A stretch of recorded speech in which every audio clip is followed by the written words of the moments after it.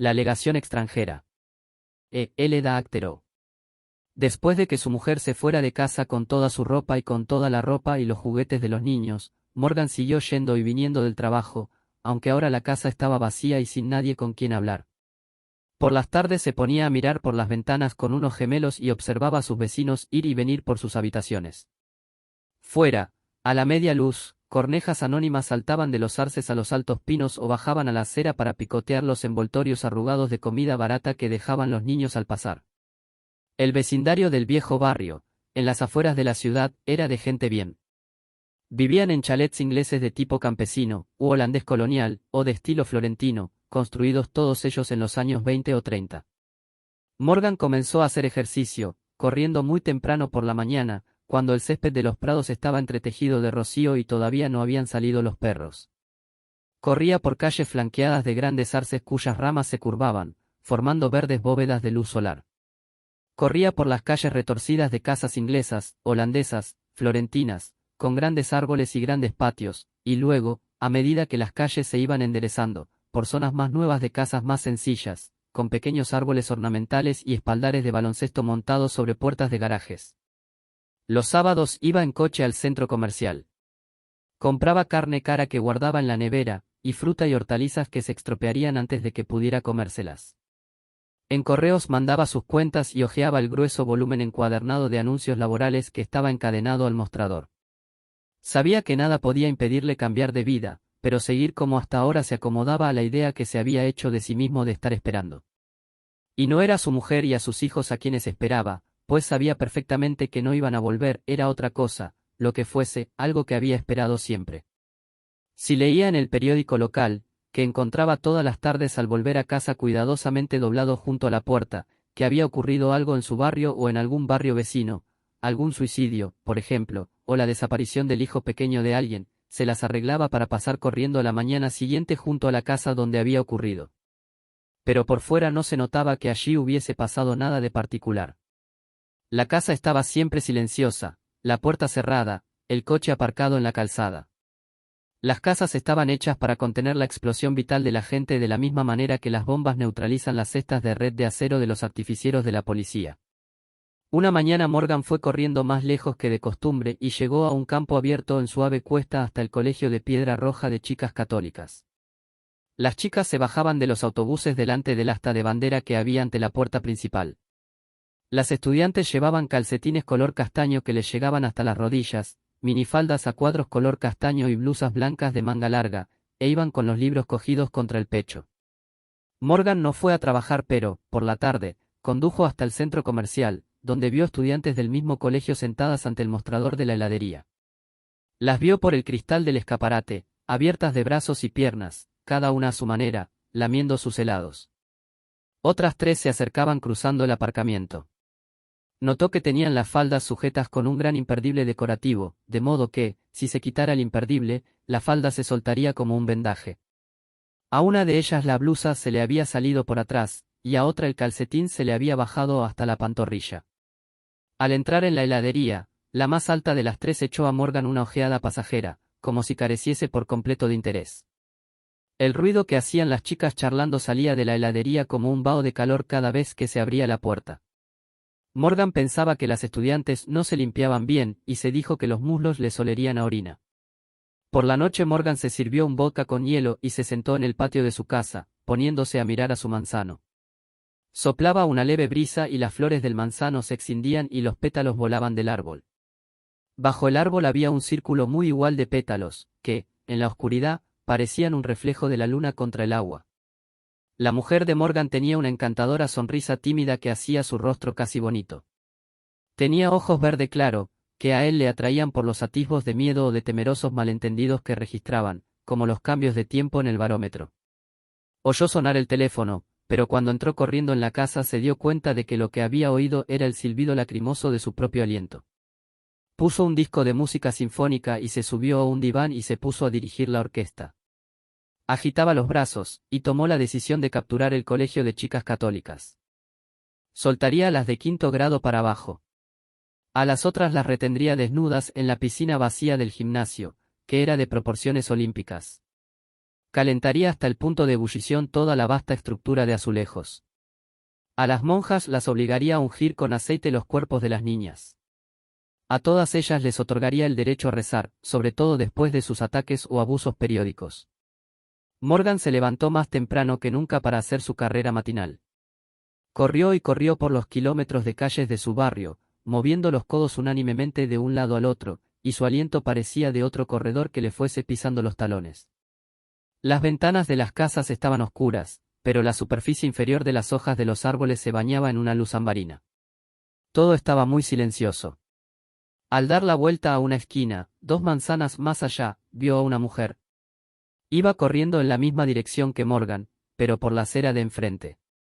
A Morgan le asombró ver a aquellas horas a una mujer con pantalones cortos y camisa de deportes y zapatos Adidas, y con el pelo recogido en una cola de caballo que saltaba de un lado a otro. Corría bien. Pero tenía pechos demasiado grandes para su esbelta y ágil silueta. Se agitaban pesadamente, como reacios a mantener el ritmo del resto de su cuerpo.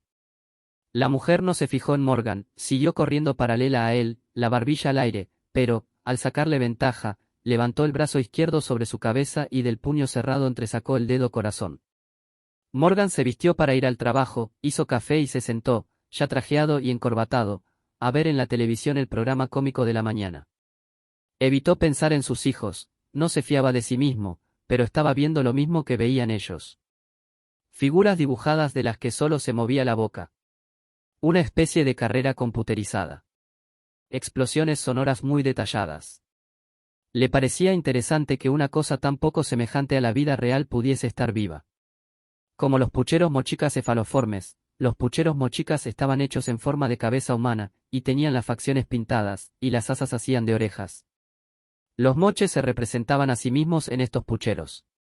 Morgan sabía estas cosas porque era viceconservador de arte precolombino en el Museum of the Under Americas de la ciudad de Nueva York. En las 4 paredes de su despacho había baldas metálicas abarrotadas de pucheros cefaloformes, artículos eróticos de cerámica, vasijas decoradas de las civilizaciones mochica, chimú, chanca, lupaca y ancona tardía. Cada cierto número de semanas llegaba otro cargamento y él iba quedando más y más retrasado en su tarea de catalogación. A estos pueblos desaparecidos les obsesionaban sus propios órganos sexuales. Ceramizaban los órganos del sexo y describían las posturas de la fornicación y sus variantes, sin omitir el cunnilingus, la sodomía y el bestialismo. Los órganos sexuales eran lo más importante para los antiguos pueblos del Perú. Sus piernas, troncos y cabezas, y en consecuencia, también, inevitablemente, sus cerebros, les merecían mucho menos interés. Así es como los incas consiguieron destruirles, pero tampoco ellos se mostraron más hábiles, pues dejaron las armas en cuanto los conquistadores se lo exigieron. Uno de los reyes incas capturados se ofreció a llenar una habitación con oro y plata si los españoles le ponían en libertad. Los españoles aceptaron el ofrecimiento. Cuando sus súbditos llenaron de oro y plata la habitación, los españoles dieron las gracias al rey y le rajaron el cuello. Morgan apagó el televisor. Subió al piso de arriba y ajustó los visillos de las ventanas del dormitorio. Así daba la impresión de que allí había vida. Reguló el cronometrador en todas las habitaciones, tanto en el piso de arriba como en el de abajo, para que las luces se encendieran y apagaran por sí solas. Creía sinceramente que en su casa había poca vida, y quería dar a los transeúntes la impresión contraria. Por la ventana del comedor vio un Cadillac blanco de modelo reciente pararse ante el portal de su casa. Se quedó inmóvil, tratando de pensar quién de sus conocidos tenía un Cadillac. Nadie se bajaba del coche. Corrió escaleras arriba. Desde el dormitorio de su hija vio, oscurecidos en parte por las ramas del arce, a un hombre y una mujer sentados en el coche. El hombre llevaba chaqueta ligera de franela azul y pantalones de sport grises. Su cabellera encaneciente estaba bien peinada, aún se notaban en ella las huellas del peine. Morgan no alcanzaba a ver el rostro de la mujer, pero su brazo joven y esbelto descansaba sobre el volante. La mujer tenía las piernas levantadas, y los tobillos contra el regazo del hombre. Se había quitado los zapatos sacudiéndoselos de los pies. Tenía la falda plisada remangada piernas arriba. Los pies, envainados en las medias, hacia afuera. Los dedos de los pies encogidos. No conozco a esta gente, pensó Morgan. Han aparcado el Cadillac de ella en un barrio donde no les conoce nadie. El afortunado soy yo, me han escogido porque no soy nadie. La mujer juntó de golpe las rodillas, luego las abrió, también de golpe. Hizo varias veces lo mismo. El hombre le puso la mano en el muslo. Luego apartó la mano del muslo y alzó ambas manos con las palmas hacia arriba, como apelando a su buen sentido. La mujer apartó bruscamente las piernas y un momento después el motor se ponía en marcha. El hombre se abalanzó hacia adelante y lo paró. Morgan bajó la escalera, salió por la puerta de atrás, la cerró desde fuera y reculó en su coche calzada abajo, hasta la calle. Quería ver qué aspecto tenían. El Cadillac ya no estaba allí. Morgan había viajado mucho por el hemisferio occidental. ¿En qué país fue donde el agregado cultural norteamericano dio una vez una fiesta de Todos los Santos en su casa de la bahía? Cuando llegó Morgan en taxi las puertas estaban bloqueadas por mestizos y mestizas. Se congregaron delante del taxi con las manos abiertas, y gritaban en español, ceseante, «Denos algo le pegamos, denos algo le pegamos», y el vigilante tuvo que salir a echarlos de allí. Subiendo la escalinata de la residencia diplomática, Morgan volvió la cabeza y vio a los mestizos agitando los brazos entre las rejas de la puerta. Era a él a quien llamaban, con complicadas alusiones a su noble linaje. Eran bajos de estatura y resultaba imposible adivinar su edad. A Morgan le pareció que estaban hechos de cuero. Con su piel oscura y sus pómulos salientes y su pelo negro parecían restos del naufragio de antiguas inmigraciones orientales. Morgan los recordaba ahora, corriendo al trote lento en la fría madrugada de después de Todos los Santos, entre los restos que bordeaban la calle húmeda, una careta de niño, un envoltorio de caramelos, un rollo de papel impreso marcado por las llantas de un coche.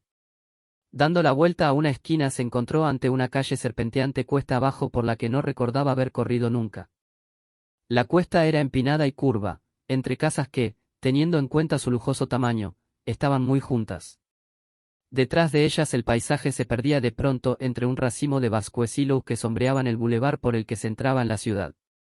Morgan se vio ante una casa de la que todo, menos el tejado de pizarra, estaba escondido por una tapia de piedra.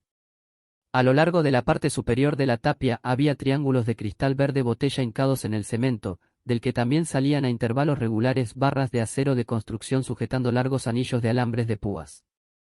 La tapia seguía la curva de la calle, y en su extremo, a cierta distancia, un hombre vestido de negro abría con esfuerzo una puerta de hierro colado. Era bajo, con la piel color cuero, y tenía el pelo negro y la nariz ganchuda y rota, su mandíbula, estrecha, terminaba en punta como de flecha. El portal, al abrirse, le cortó el camino a Morgan, que siguió trotando sin avanzar mientras un gran automóvil negro salía de la calzada, giraba bruscamente a la derecha entre un rechinar de llantas y salía como una bala cuesta abajo, sus luces de freno relucieron hasta que se lo tragó la primera curva. El automóvil iba lleno de hombres sentados muy juntos, todos ellos de negro, como el portero, y todos ellos con caras de atezado aspecto mestizo. Luego salió una furgoneta cuyo conductor también estaba vestido de negro, en el asiento trasero iba una pequeña mestiza con el uniforme del Colegio de Niñas Católicas, castaño y blanco, y con un montón de libros en las manos. Fue así como Morgan se dio cuenta de que en aquel distrito estaban las casas que ciertos gobiernos extranjeros mantenían a modo de residencias para sus legaciones. En noviembre Morgan recibió una carta de la madre de su esposa. El árbol estaba cubierto de follaje amarillo, y, aunque el día era oscuro, todo se empapaba de una extraña luz, como si el sol, caído del cielo, se hubiera desmenuzado en hojas. Fue en coche al figón que estaba en la otra parte de la ciudad, a la sombra del paso elevado de la autopista, se sentó en un rincón y se puso a leer la carta. De sobra sé que no es asunto mío, escribía la madre de la esposa de Morgan, pero no puedo seguir indiferente ante el sufrimiento de mi hija. Lo lógico es que dos personas razonablemente inteligentes resuelvan sus problemas. La madre de la mujer de Morgan era profesora de inglés. Con eso de razonablemente inteligentes, lo que ella quería decir era dos personas que mostraban poseer toda la inteligencia que razonablemente cabía esperar de ellas. En la familia de la mujer de Morgan eran luteranos de ascendencia alemana. En la suya eran calvinistas de ascendencia hugonote francesa. La interina que llegaba renqueando todas las mañanas para hacer la limpieza en casa de Morgan después de bajarse de un autobús que paraba al fondo de la cuesta, era baptista, de ascendencia africana. El jardinero que rastrillaba las hojas dejándolas en un gran montón en la calle era griego ortodoxo de ascendencia yugoslava. Los judíos de ascendencia europeo oriental que tenían el establecimiento de limpieza en seco se lo acababan de vender a unos budistas de ascendencia coreana. El encargado del figón le dio un gran menú y le sonrió con todos sus dientes de oro. Hola, compadre, le dijo. Morgan miró el menú, podía comer chili, o sopa de pollo, o manitas de cerdo, o estofado de cordero a la irlandesa, o lasaña, o souvlaki. Yo no soy razonablemente inteligente, pensó Morgan. Lo que soy es irrazonablemente inteligente. Me atormenta la visión de las eternas emigraciones de la humanidad, siempre lamiendo la tierra, prehistórica, histórica e incluso contemporáneamente. Morgan se levantó más tarde que de costumbre, se puso sus pantalones y su camisa de correr, calcetines cortos y zapatos de sport, y salió a la calle. Había dormido más de la cuenta porque caía una nieve suave y húmeda que transformaba todos los ruidos. La nieve caía suave como plumón sobre sus hombros y sobre la capucha que se había puesto y que estaba sujeta al cuello con un cordón. Nieve pesada, blanca, húmeda, cayendo ante sus ojos, agrumándosele contra las pestañas. Él corría por el centro de la calle, siguiendo el cauce marcado por las llantas de los automóviles.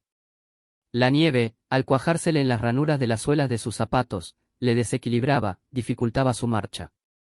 Esta sensación de peligro quizá mortal le reanimaba. Llegó a una esquina y fue cuesta abajo por la pendiente curva de la residencia de la legación extranjera, porque allí el suelo sería todavía más traicionero.